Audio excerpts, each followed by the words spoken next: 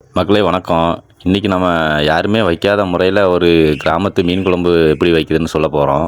தள்ளி விடாமல் பாருங்கள், எப்படி செய்யணும்னு எங்கள் அம்மா சொல்லுவாங்க. மக்களே வணக்கம். நம்ம இன்னைக்கு என்னதை பற்றி பார்க்க போகிறோம்னா ஊளி மீன் குழம்பு வைக்கிறத பற்றி தான் பார்க்க போகிறோம். இந்த ஊளி மீனை வச்சு கிராமத்தில் யாருமே செய்யாத வித்தியாசமான முறையில் நான் உங்களுக்கு இப்போ எப்படி வைக்கணும்னு நான் உங்களுக்கு சொல்லித்தரேன். ஊளி மீன் 1 கிலோ வாங்கி எடுத்துக்கிட்டோம். எடுத்து நல்லா கழுகியாச்சு. அடுத்து ஒரு பாத்திரத்தில் மாற்றிட்டு நம்ம கல் உப்பு போடணும். பார்த்துக்கோங்க, கல் உப்பு போட்டு நல்லா உரசி கழுகணும். கழுவும் போது அசடெல்லாம் வெளியே போயிடும். உரசி நல்லா தண்ணி ஊற்றி அலசிட்டு பிறகு கொஞ்சமாக மஞ்சள் பொடி போட்டுக்கணும். மஞ்சள் பொடியும் போட்டு ஒரு தரம் கழுகி அடுத்து ஒரு வடை சட்டியில் எடுத்து வச்சுக்கோங்க. அப்புறம் அந்த அதில் கொஞ்சம் கல் உப்பு சேர்த்துக்கிறணும். கல் உப்பு சேர்த்துட்டு வீட்டில் அரைச்ச மசால் பொடி, அதாவது குழம்பு மிளகாய் பொடி. நான் பார்த்தீங்கன்னா எப்போவுமே எங்கள் வீட்டில் அரைச்ச மசால் பொடி தான் பயன்படுத்துவோம். பார்த்துக்கோங்க, மல்லி சீரகம் எல்லாம் போட்டு வத்தல் பொடி கொஞ்சம் சேர்த்துக்கோங்க. அதாவது மிளகாய் தூள் சேர்த்துக்கிறணும். அது நான் பாக்கெட் பொடி தான் யூஸ் பண்ணியிருக்கேன். அதுக்கு பிறகு கொஞ்சம் புளி கரைசல் சேர்த்துக்கோங்க. எல்லாத்தையும் சேர்த்து நல்லா கலந்து விட்டுறணும். பார்த்துக்கோங்க, நல்லா கலந்து விடும்போது அதில் உள்ள புளிப்பு, உப்பு, உரப்பு எல்லாம் மீனோட நல்லா கலந்துரும். அப்படியே அதை அரை மணி நேரம் ஊற வச்சிருங்க.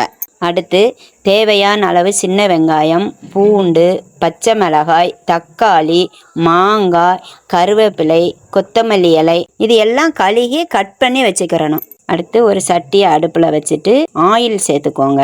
நாங்கள் ரைஸ் பிராண்ட் ஆயில் தான் சேர்க்குறோம். நீங்கள் எந்த ஆயிலோ அது. கொஞ்சோட கடுகு சேர்த்துக்கோங்க. கடுகுக்கு அப்புறம் கொஞ்சமாக வெந்தயம் போட்டுக்கோங்க. வெந்தயம் போட்டு வெந்தயம் நல்லா செவந்து வரணும். செவந்து வந்த உடனே பூண்டு சேர்த்துக்கோங்க.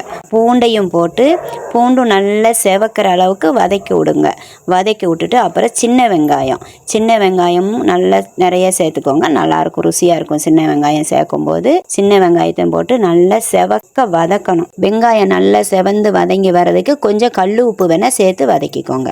பச்சை மிளகாய் சேர்த்துருக்கேன். பச்சை மிளகாயை எப்படி சேர்த்துருக்கேன்னா நான் 2 கீரி சேர்த்துருக்கேன். அடுத்து கருவேப்பிலை சேர்த்துருக்கேன். கருவேப்பிலையும் சேர்த்து நல்லா வதக்கிட்டு ஒரு மாங்காயை பீஸா கட் பண்ணி எடுத்திருக்கேன். அதையும் போட்டு நல்லா வதக்கணும். வதக்கிட்டு அப்புறம் தக்காளி சேர்த்துக்கோங்க. தக்காளியும் சேர்த்து நல்லா செவங்க வதக்கிடணும். தக்காளி நல்லா மசிகிற அளவுக்கு வதக்கிடணும். எல்லாம் வதக்கி முடிச்ச உடனே நம்ம ஊற வச்ச மீனை எடுத்து ஒன்று எடுத்து உள்ளே சேர்த்துக்கோங்க. வதக்குனதுல சேர்த்துக்கிட்டு அந்த மசாலாவோட தண்ணியவும் உள்ளே சேர்த்துக்கிறணும். சேர்த்து ரொம்ப கரண்டி போட்டு ரொம்ப கிளறாமல் நைஸாக கரண்டி போட்டு கிளறி விடுங்க.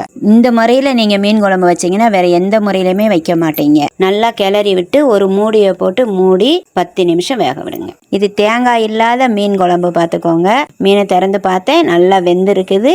இப்போ மல்லி இலையை தூவி நல்லா அழகாக தூவி விட்டு இறக்கியாச்சு. கமகமான வாசனையோட மீன் குழம்பு இறக்கியாச்சு. ஓகே மக்களே, உங்களுக்கு மீன் பிடிக்கும்னா எஸ்ன்னு கமெண்ட் பண்ணுங்கள். இந்த மாதிரி கிராமத்து சமையலை பற்றி தெரிஞ்சுக்கணும் நம்ம சேனலை சப்ஸ்கிரைப் பண்ணிக்கோங்க. பாய் மக்களே.